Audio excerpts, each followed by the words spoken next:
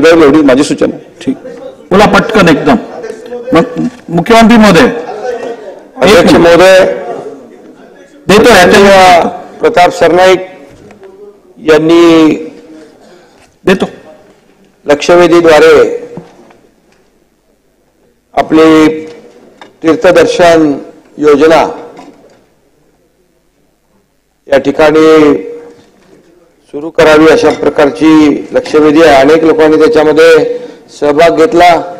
राम कदम नेहमी आपले हजारो लोकांना ते तीर्थयात्रेला घेऊन जातात.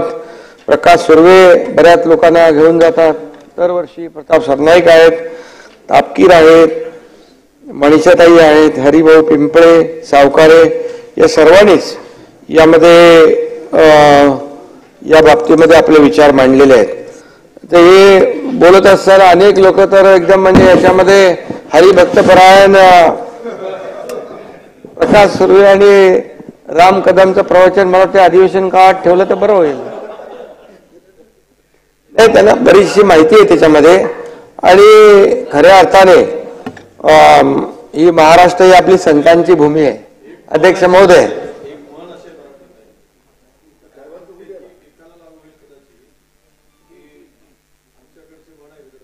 आधी खोदले खोडखाड्या, नंतर बसले तुळशी पुढं. ते काय कळलं नाही, कळलं नाही. ते आधी बसले काय विसरले. आधी काय खोदले, आधी खोदिले खोडखाड, नंतर बसले तुळशी पुढं. त्यांना लागू होते म्हणून सांगितलं. अर्थ सांगू? नाही, मला वाटतं तो तुमच्यापर्यंत येईल इकडे. थांबा, सांगू नका. चला आता अर्थाचा अनर्थ निघेल, पुढे जाऊया. अर्थाचा अनर्थ होईल तिथपर्यंत पोहोचेल. त्यामुळे महाराष्ट्र ही विजयभाऊ संतांची भूमी आहे. आणि म्हणून महाराष्ट्रामध्ये अनेक संत होऊन गेले. आणि आपण खऱ्या अर्थाने आता पांडुरंगाची वारी सुरू आहे. काल अजितदादांनी आपल्या अर्थसंकल्पीय भाषणामध्ये मुख्यमंत्री वारकरी संप्रदाय महामंडळ केलं. खूप मोठा आनंद वारकऱ्यांमध्ये झाला आहे त्यांना. आणि आपण पहिल्यांदा आपल्या सरकारने दिंडीला 20,000 रुपये एक अनुदान म्हणा, जे काय म्हणा, कारण ते मदत म्हणा, कारण ते जेव्हा वारीला जातात अनेक विषय घेऊन समाज प्रबोधनाचं काम करतात. जे राज्याच्या हितासाठी विषय असतात, मग पर्यावरण असेल, अनेक विषय असतील.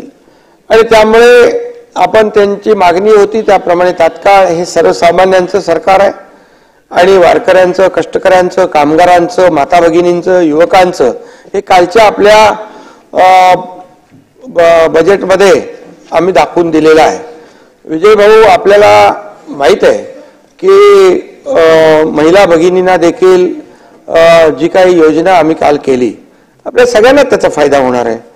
आणि आज आपला प्रपंच उदरनिर्वाह चालवत असताना, आपल्या कुटुंबाचा गाडा चालवत असताना थोडा का होईना त्याला शासनाच्या वतीने एक मदतीचा हात देण्याचं काम आपण केलं. आणि त्यामुळे देखील ते आनंदित झालेले आहेत. मुख्यमंत्री माझी लाडकी बहीण योजना, त्यामध्ये मग काही लोक म्हणाले अरे लाडका भाऊ कुठे गेला, तर लाडका भावाचं पण आम्ही त्याच्यामध्ये नियोजन केलं की जे तरुण आहेत, बेरोजगार आहेत, त्यांना आम्ही 10,000 रुपयाचं जे काय अप्रेंटिसशिप आहे ती देण्याचा निर्णय घेतला. यामधून त्याला कामही नोकरी मिळाल्यानंतर त्याच्या जागी दुसरा येईल, तो त्या अप्रेंटिसशिपचे पैसे घेईल. त्यामुळे लाडका भावाचाही काल आम्ही तो निर्णय घेतला. त्यामुळे जसं तुमच्या सूचना असतील त्या आणि त्याच्यामध्ये आम्ही इन्क्लूड करत जाऊ. आणि महिलांना सगळ्यात महत्वाचं म्हणजे जेवण शिजवण्यासाठी गॅसचे भाव वाढले, कसं होणार, ताई इकडे आहेत. आणि ती चिंता असते, ती चिंता देखील आमच्या अजितदादांनी दूर केली. आणि 3 सिलेंडर जे आहेत ते मोफत देण्याचा निर्णय आम्ही घेतला.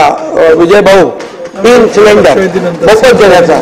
त्यामुळे काही विरोधी पक्ष मोफत सिलेंडर दिल्यामुळे गॅसवर आले, ते ठीक आहे, असू दे.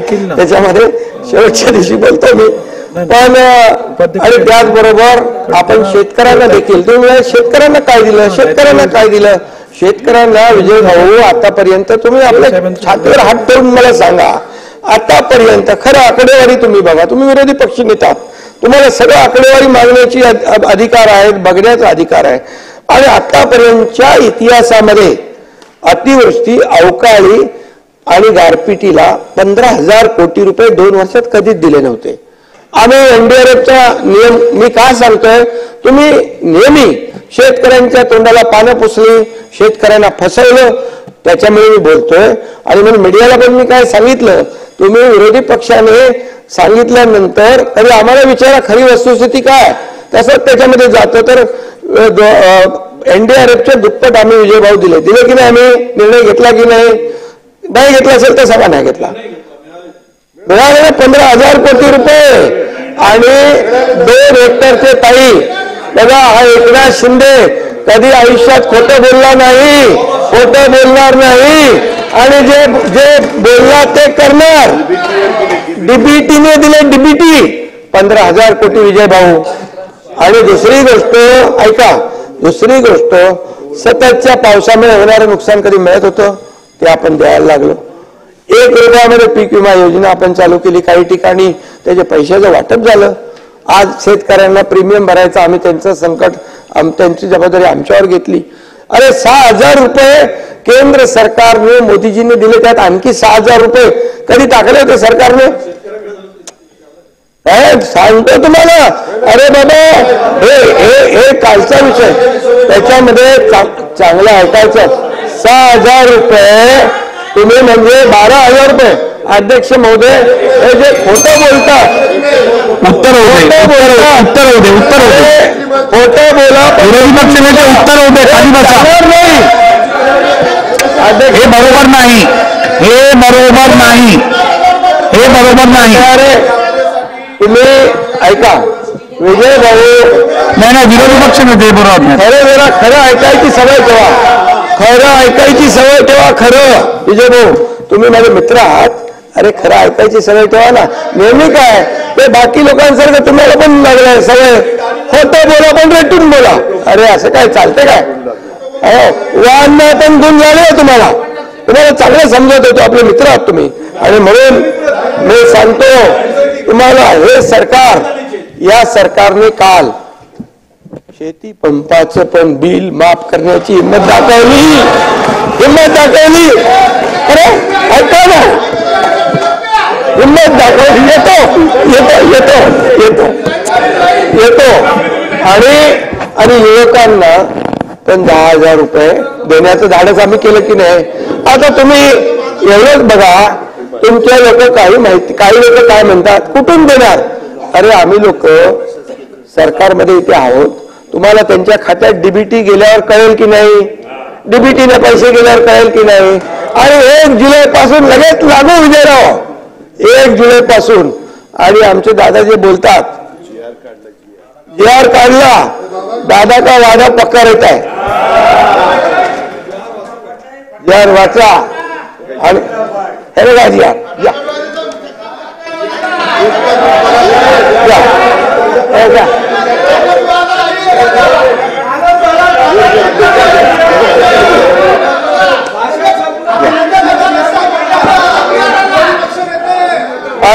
अरे म्हणून बघा, दूध का दूध,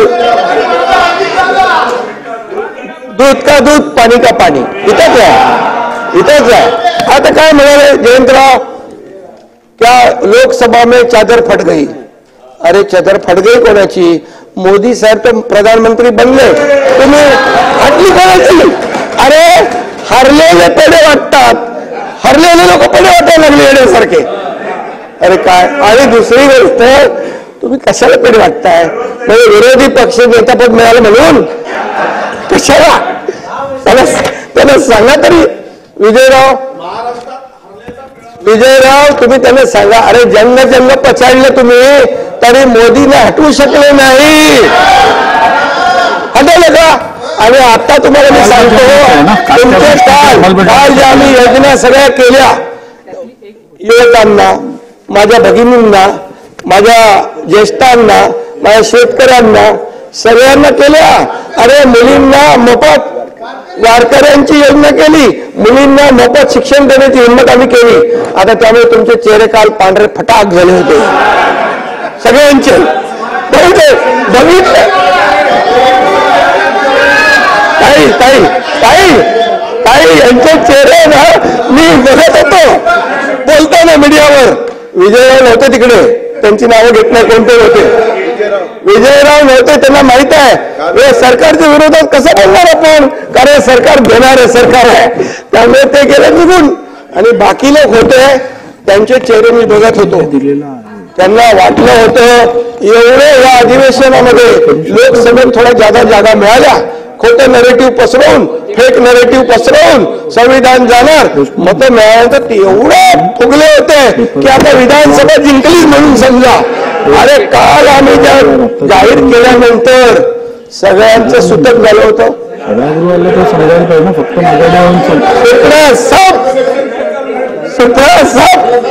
आणि म्हणून मी सांगतो 2 वर्षामध्ये जे निर्णय आपल्या सरकारने महायुतीच्या घेतलेत त्याचा एक एक निर्णय वाचा, तुम्ही वाचा, बघा. आम्ही घेतलेले निर्णय त्याची अंमलबजावणी केली आहे. अरे तुम्ही 2.5 वर्षामध्ये 3 सुप्रमा दिल्या होत्या जलसिंचनला, आम्ही 121 सिंचन दिले.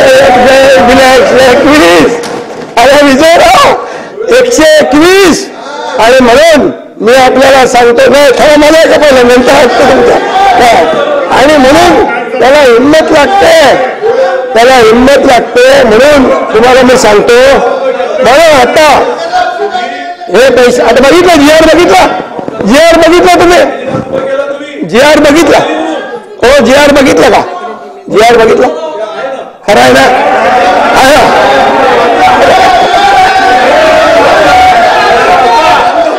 त्यामुळे तुम्हाला सांगतो,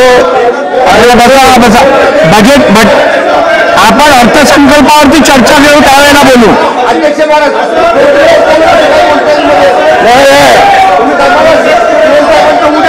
मुख्यमंत्री बोलतायत. अरे म्हणून विरोधी पक्ष नेते बसून घ्या मंत्री महोदय बसून घ्या.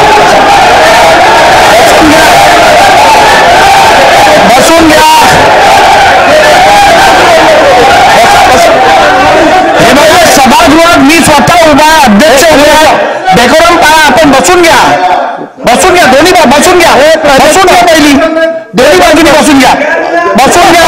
काही खाली बसा. राम कदमजी आपण आपल्या जागेवर बसा.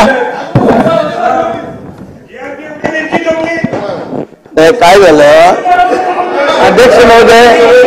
अध्यक्ष महोदय बघा, खरं जे मी बोललो त्याच्यात एकही शब्द खोटा असेल तर त्याच्यातून काढून टाका.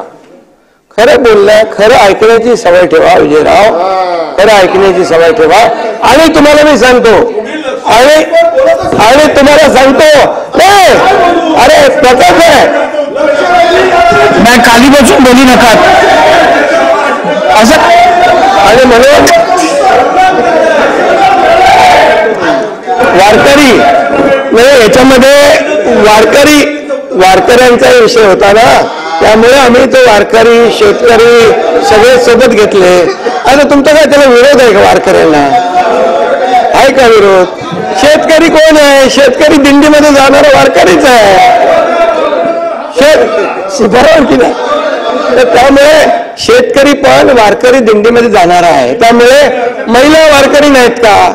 मग त्यांच्यासाठी आम्ही काय केलं ते बोलू नये का? आता तरुण मुलं वारकरी जातात ना दिंडीमध्ये. त्यामुळे आम्ही विजय भाऊ काय माहितीये आता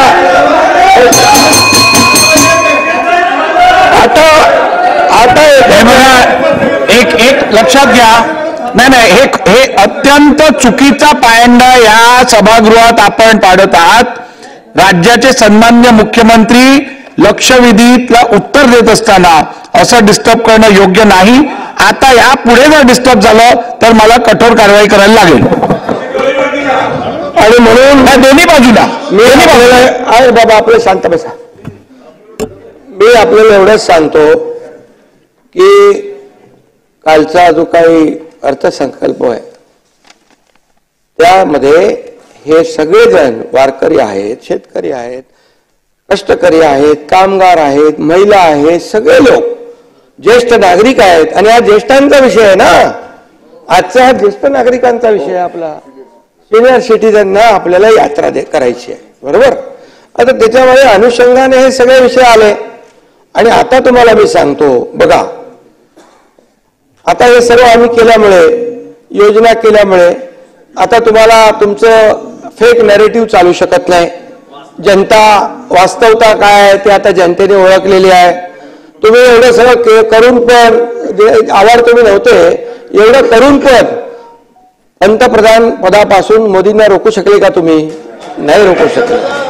रोखू शकले का? अरे थांबा, महाराष्ट्र म्हणजे बघा, ऐका तुम्ही ऐका. अरे ज्यांना खोटं बोलून तुम्ही मतं घेतली ना ते आता आमच्याकडे आले, बोले गलती हुई है हमारी. तुम्हाला मी सांगतो, आले तुम्हाला मी सगळं सांगेन. तुम्हाला माहित आहे ते कोण कुठून येतात ते माहित आहे. आणि म्हणून विजयराव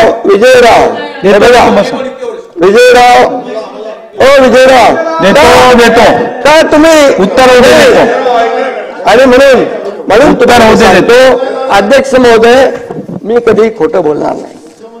मी आयुष्यामध्ये कधीही खोटं बोलत नाही.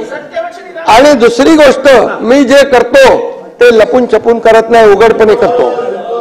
आणि मी केलेलं काम सगळ्यांना माहित आहे.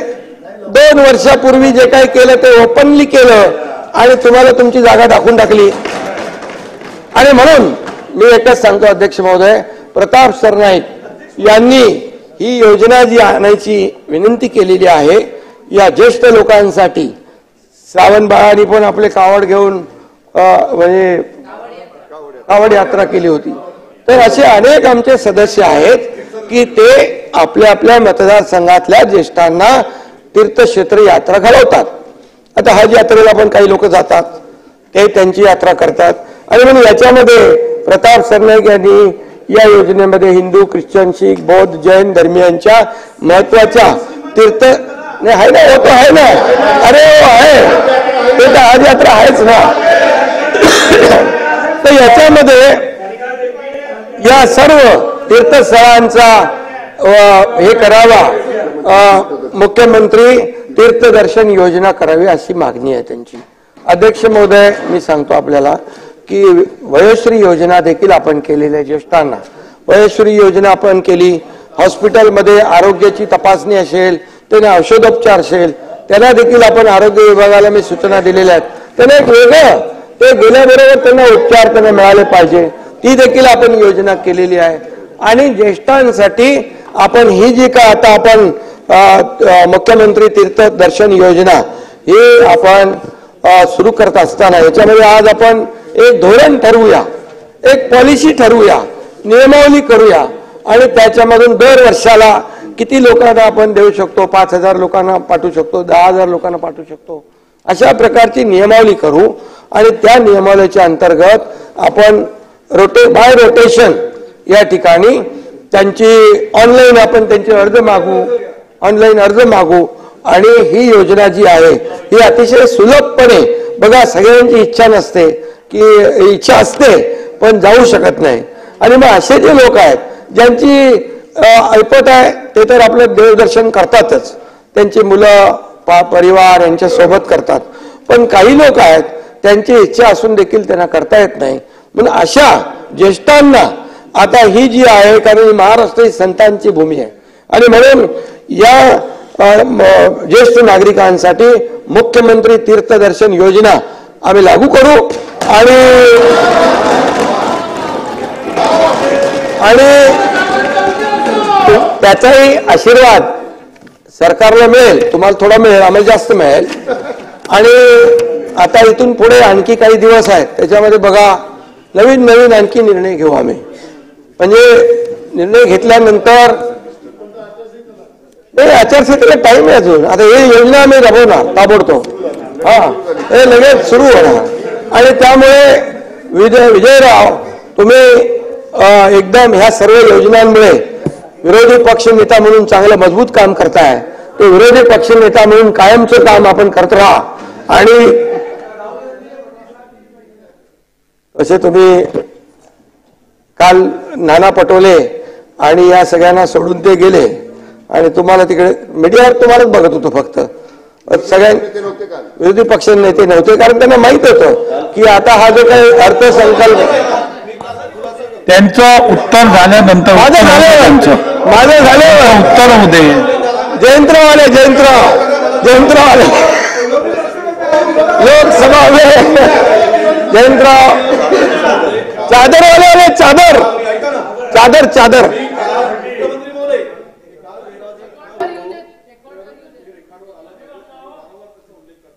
अध्यक्ष महोदयांना मी काय आरोप नाही केला आपल्यावर. नाही, आरोपाचा विषय नाही. मी इथे सभागृहात होतो. मला नाही त्यावेळेस माझी प्रकृती अस्वस्थ वाटत होती. मी अध्यक्ष महोदयांना विनंती करून पत्र पण पाठवलं आणि मी सभागृहातून बाहेर होतो. मी 4 वेळा माझं ओमिटिंग झालं. मला हायपर एसिडिटी झाली होती आणि एकदम सगळे माहितीच आहेत. मी कोणाला सांगितलं अरे बाबा नाही तुम्हाला होतो बजेटच्या वेळेस गुलाबराव पाटील काल ऐका ना सेन साहेब एकच मिनिट गुलाबराव पाटील सुद्धा उल्लेख केले. अरे आपण अडवायला पाहिजे होतं की जर असं कुठला आरोप होत असेल तर आपण अडवायला पाहिजे होतं अशी माझी आपल्याला विनंती. तुम्ही लवकर बरे व्हा. तुम्हाला माझ्या शुभेच्छा आहेत. मजबूत विरोधी पक्ष नेता या राज्याला पाहिजेच आहे. त्यामुळे मी आपल्याला एकच सांगतो अध्यक्ष महोदय आता आपण हे धोरण करूया.